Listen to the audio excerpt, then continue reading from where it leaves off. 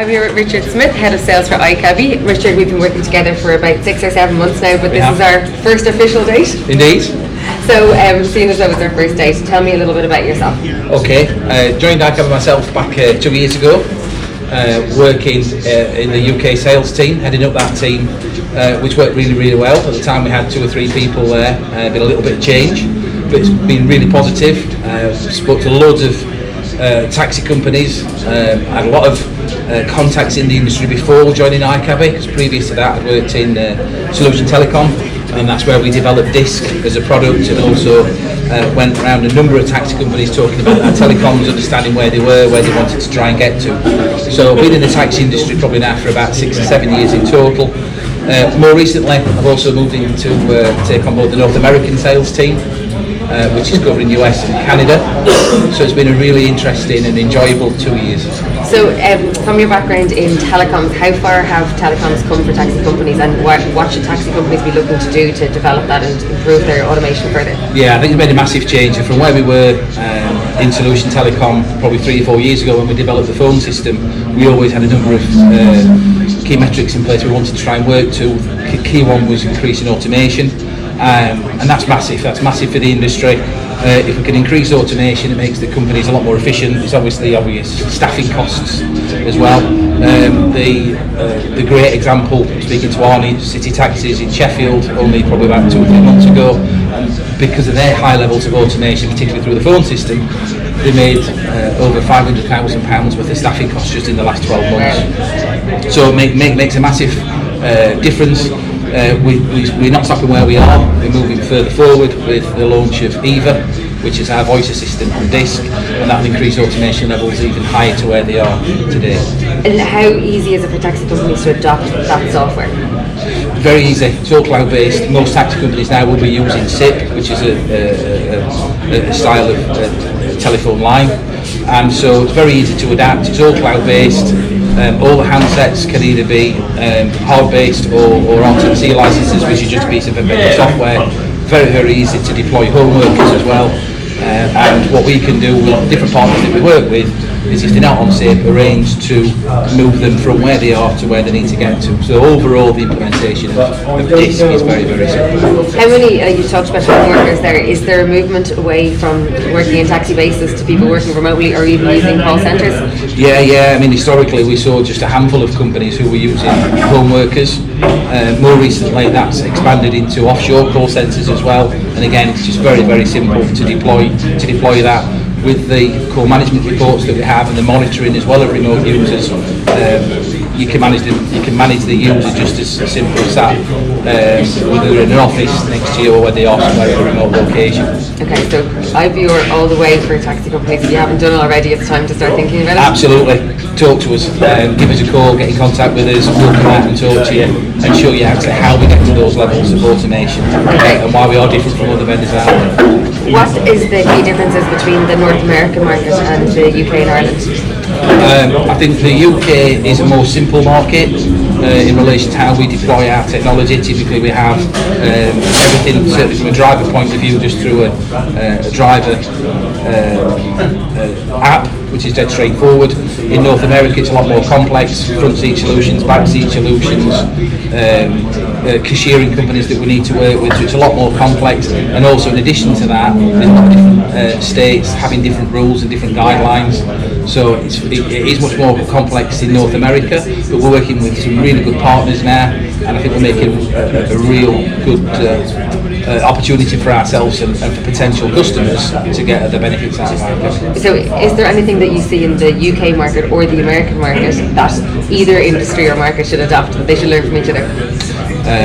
I think it's going back at the moment to the thing we've just talked about. I think we can all increase automation to become a lot more efficient than where we are currently. That's one thing. The other thing I'm perhaps excited about is how we look at payment mechanisms as well through iCabbi Pay, which is something we've launched just in the last few months to reduce fraud. That's one big thing that we all need to adopt, and I think that within a short period of time we'll make great changes in that area.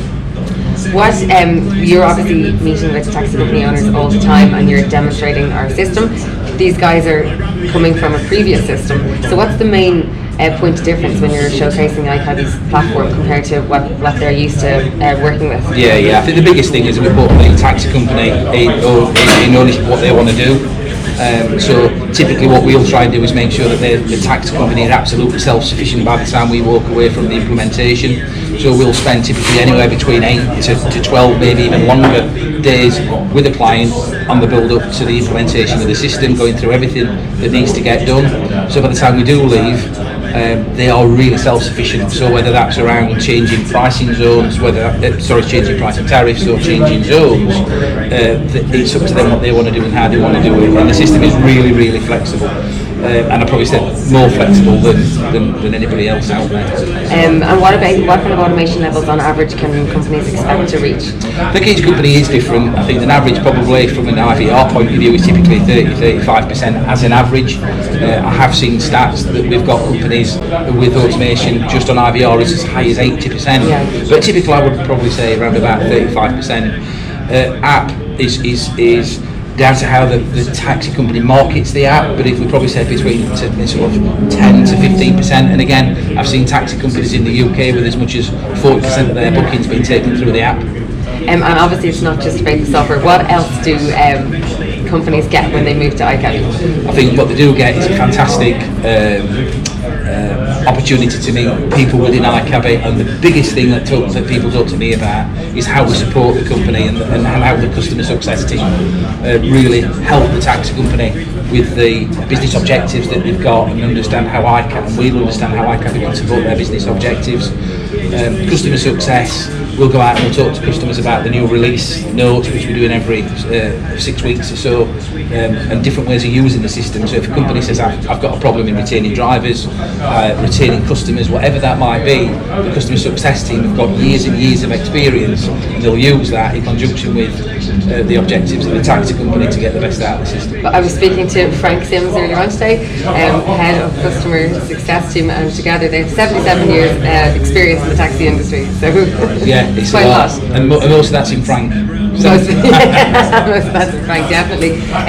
You are at the front line and you're introducing people into the iCabbi system. So when we talk about customer success, you must feel very rewarded when you hear stories of success from customers that you've brought on board. Have you got any examples for us? I think what a great one, only speaking to Glenn Waters, another one of the customer success team, just yesterday. He was actually working in the iCabbi sales team for the back part of last year, and he went out and met with the customer himself, went through the sales journey, done the implementation or supported the implementation now in customer success, and he was out on site yesterday with a customer up in Scotland, and the feedback was absolutely fantastic. They were delighted, they can't believe where they've come from to where they are now. I think a stat actually was they've had more automation on the phone system in the last month than they have done in the last 3 years with their previous dispatch provider. Fantastic news. They were absolutely delighted. But there's stories of transformation. Loads of stories like that. Yeah. Absolutely loads of stories where we can talk to people. And actually, those customers are our best salespeople, not us.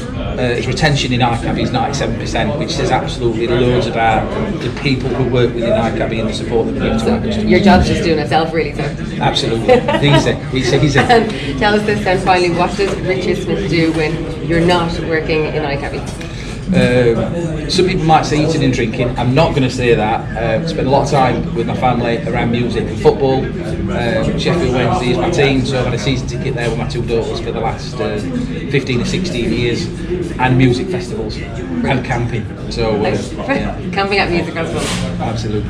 Brilliant. Well, Richard, it has been brilliant talking to you. Lovely. Thank you. Thank you very much. Let's make another date. Let's second date. Yeah. On the cards. Thank you. Thank you.